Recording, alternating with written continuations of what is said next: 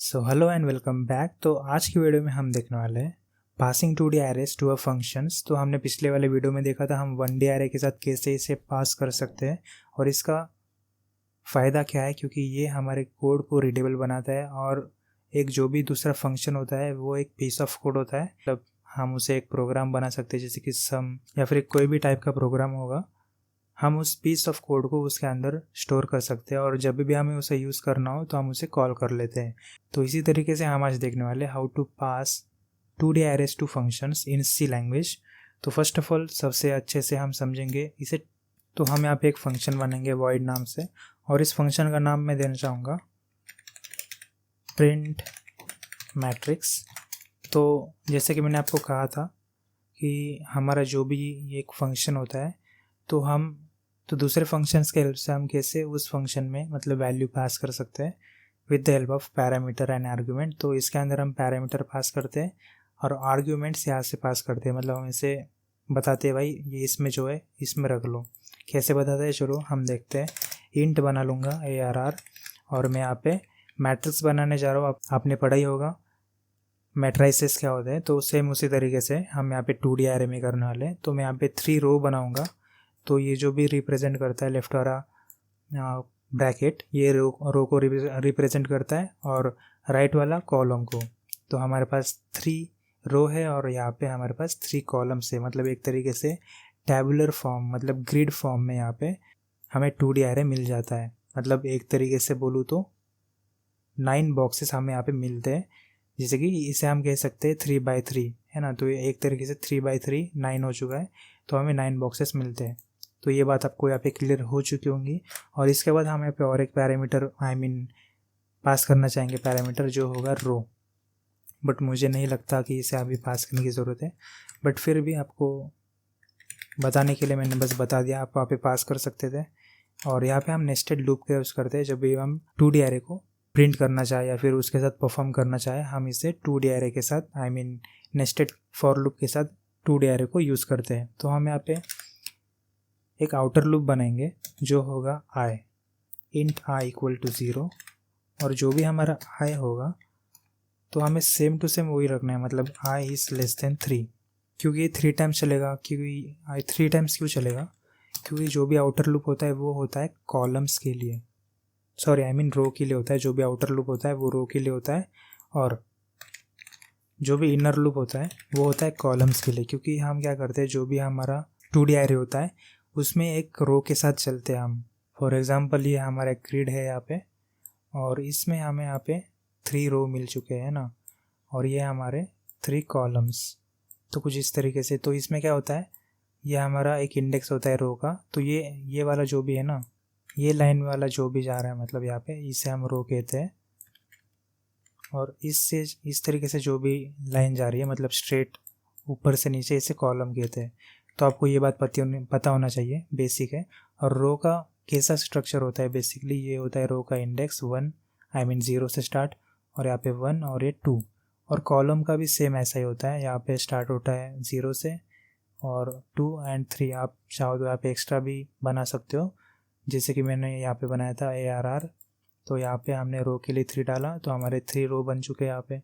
और इसका हमने कॉलम के लिए भी डाला 4। अगर मैं यहाँ पे 4 ये करता तो यहाँ पे और एक यहाँ पे कॉलम बन जाता। तो आई होप आप यहाँ पे अच्छे से समझ गए होंगे। तो जो भी यहाँ पे इनर फॉर लूप होता है वो हमारा कॉलम्स के लिए होता है, क्योंकि वो मोस्टली रिपीटेडली चलता है। तो ये चलता कैसे है, तो समझो ये है हमारा आउटर फॉर लूप, ये एक लाइन, और इसके अंदर ये इनर फॉर लूप है ना।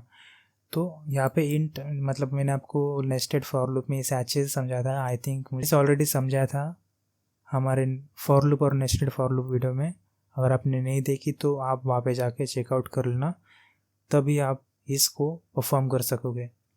ठीक है, तो मैं यहाँ पे टाइम वेस्ट नहीं करना चाहूँगा। तो मैं यहाँ पे हमारे कॉलम्स के लिए मैं यहाँ पे बनाना चाहूँगा j इक्वल्स टू 0। तो जो भी j होगा वो होगा छोटा किससे, हमारे जो भी कितने अभी कॉलम कितने 3 टाइम्स ही रन हो गए ना, तो हम यहाँ पे लेस देन 3 ही कर देंगे। और यहाँ पे हम क्या करेंगे j प्लस प्लस, मतलब इंक्रीमेंट होते रहे। तो इसके अंदर मैं यहाँ पे डालना चाहूँगा %d, और हम एरे लेंगे और इस एरे में हम क्या करेंगे, जो जैसे मैंने कहा था, जोन से भी आई होगा, मतलब यहाँ पे जो भी हमारा आउटर लूप है, ये जो भी है एक रो है, और जो जे होता है मतलब इनर फॉर लूप वो कॉलम होता है, तो हम यहाँ पे जे डालेंगे।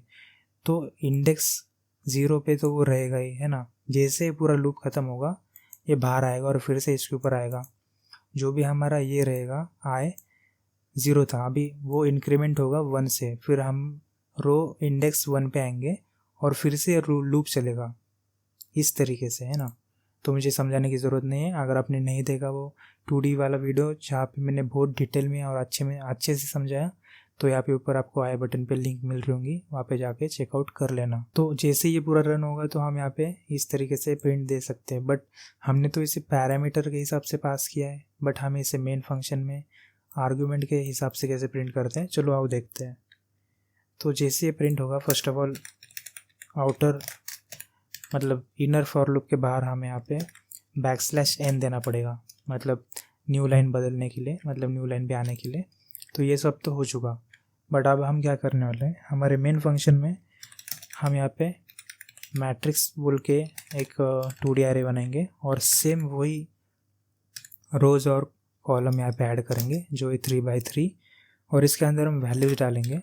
तो फर्स्ट रो के लिए हम यहाँ पे एक इनर करली ब्रैकेट में डालेंगे, इसे हम फर्स्ट रो कहेंगे। इसमें मैं देना चाहूँगा 1 2 3, मैं सिंपल से ही आपको बताना चाहूँगा, और जैसे ये ख़त्म होगा तो इसके बाद में हमें दूसरा रो मिलता है जो हम इसके अंदर डालेंगे, और वो होगा 4 5 6, और हमने यहाँ पे 3 रो बनाए, आपको पता ही होगा, ये आपको दिख रहा होगा यहाँ पे। तो हम यहाँ पे और एक रो में यहाँ पे डाल देंगे 7 8 एंड 9। तो इस तरीके से हमारा 3 रो बन चुका है। और ये वर्क कैसे करता है आपको अच्छे से समझाऊँ तो यहाँ पे कुछ इस तरीके से, तो ये एक तरीके से हमें कुछ ऐसे देखने को मिलता है। ये हमारा एक रो, ये first row, second row, third row, और ये जो स्ट्रेट जा रहा है 1 4 7 2 5 6, ये हमारा कॉलम है। तो इस तरीके के डायग्राम से आपको समझ आ गया होगा हाउ दिस वर्क्स। तो ये तो हो गया हमारा। अभी हम यहाँ पे क्या करने वाले हैं, मैट्रिक्स को हम प्रिंट करना चाहेंगे। तो मैट्रिक्स का मतलब हम मैट्रिसेस को कैसे प्रिंट कर सकते हैं 2D एरे के साथ, सिंपल सी बात है, यहाँ पे प्रिंटफ लिख दो।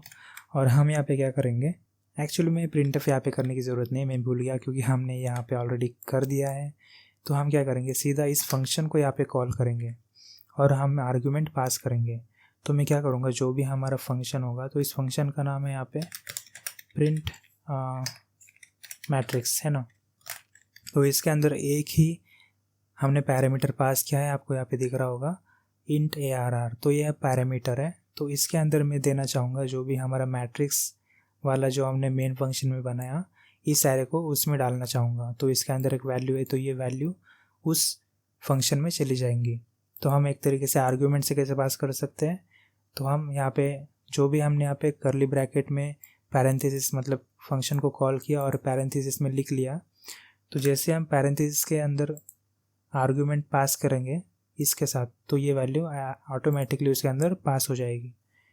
तो अभी देखना, मुझे यहाँ पे कुछ नहीं करना, ओनली मुझे यहाँ पे मैट्रिक्स डालना है जो हमारा इस वेरिएबल का नाम है, ना ही आपको ये कुछ डालना है यहाँ पे ब्रैकेट्स।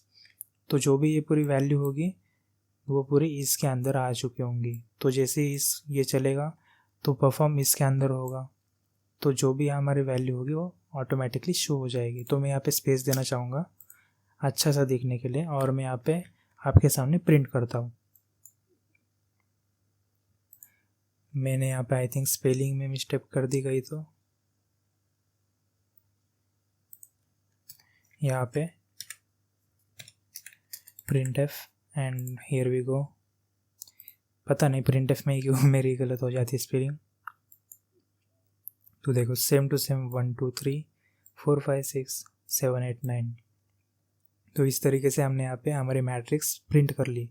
बट यहाँ पे और एक तरीका है जो आप यहाँ पे इजीली परफॉर्म कर सकते हो with the help of scanf। अगर आप चाहो कि मैं यहाँ पे थोड़ी सी वैल्यू चेंज कर दूँ, तो आप यहाँ पे क्या कर सकते हो, हम यहाँ पे थोड़ा सा चेंजेस करने वाले हैं, ज़्यादा कुछ नहीं। ये सब तो हम इसको ऐसे ही रखेंगे। हम सबसे मेन मतलब जो भी हमारा होगा इसे यहाँ पे निकाल देंगे और हम क्या करेंगे, स्कैन एफ। तो ये स्कैन एफ करने से पहले हमें यहाँ पे एक लूप देना पड़ेगा। हमें मतलब इंटरफेस दिखाना पड़ेगा कि आप यहाँ पे क्या कर सकते हो। तो मैं चाहूँगा एंटर 6 नंबर, तो इस तरीके से, और यहाँ पे \n दूंगा। और जैसे ये दूंगा तो इसके बाद हम यहाँ पे एक लूप चलाएंगे। ये हमारा एक आउटर लूप मतलब रो के लिए है, जहाँ पे मैं यहाँ पे int i इक्वल टू 0 करूँगा, i लेस देन 3 करूँगा क्योंकि हमारा रो 3 है, और यहाँ पे i को ++। और हम यहाँ पे फॉर लूप का यूज़ करेंगे, और इनर लूप मतलब int j जो भी होगा इक्वल टू 0, और j is less than 3 equal to j ++। तो कुछ इस तरीके से हमने यहाँ पे परफॉर्म कर दिया। तो जैसे ही हम क्या करने वाले हैं, कॉलम के अंदर आपको स्कैनएफ देना है कि हम जो भी लिखने वाले वो स्कैनएफ इसी के अंदर लिखने वाले हैं। तो मैं यहाँ पे क्या करूँगा, %d करूँगा, और यहाँ पे हम %, देके हमारा जो भी यहाँ पे फंक्शन होगा उसका नाम देंगे, जो है हमारा मैट्रिक्स।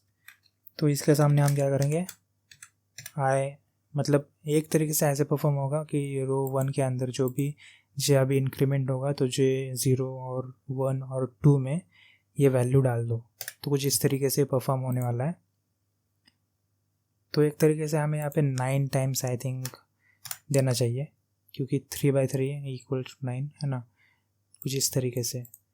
तो let's run this and let's check out कि ये कैसे वर्क करता है। तो यहाँ पे आ चुका है एंटर 9 नंबर। तो इसके अंदर मैं डालना चाहूँगा, लेट्स से मैं फर्स्ट 6 डालता हूँ, इसके बाद 7 8। तो एक तरीके से हमारा 1 लूप यहाँ पे मतलब रो यहाँ पे ख़त्म हो चुका है। अभी हम रो इंडेक्स 0 से बाहर आ गए और रो नंबर 1 में आ गए। और यहाँ पे हम डालेंगे, लेट्स से मैं 4 डालता हूँ, 5 डालता हूँ और 1 डालता हूँ। अभी हम रो 2 में आ चुके हैं, मतलब रो इंडेक्स 2 के अंदर। तो हम यहाँ पे डालेंगे लेट्स से 9, इसमें मैं डालूँगा 6 और फिर से 9 दूंगा। तो एक तरीके से हमारा जो भी है यहाँ पे आंसर है कुछ इस तरीके से यहाँ पे प्रिंट होगा, 6 7 8 4 5 1 9 6 9। तो ये एक तरीके से मोबाइल नंबर लग रहा है, पता नहीं, बट हाँ। तो कुछ इस तरीके से हम यहाँ पे 2D एरे के साथ पास कर सकते हैं फंक्शन में भी, 2D एरे को भी पास कर सकते हैं फंक्शंस के साथ। तो आई होप आपको ये वीडियो अच्छी लगी होंगी, and make sure to like the video. और ऐसे वीडियोस के लिए इस वीडियो को शेयर करना, ताकि और मुझे मोटिवेशन मिले। और इसके बाद हम पॉइंटर्स विद एरे भी पढ़ने वाले हैं। तो आई होप आपको वीडियो भी अच्छी लगेंगी। तो मिलते हैं हमारे नेक्स्ट वीडियो में, तब तक take care, bye bye and see या।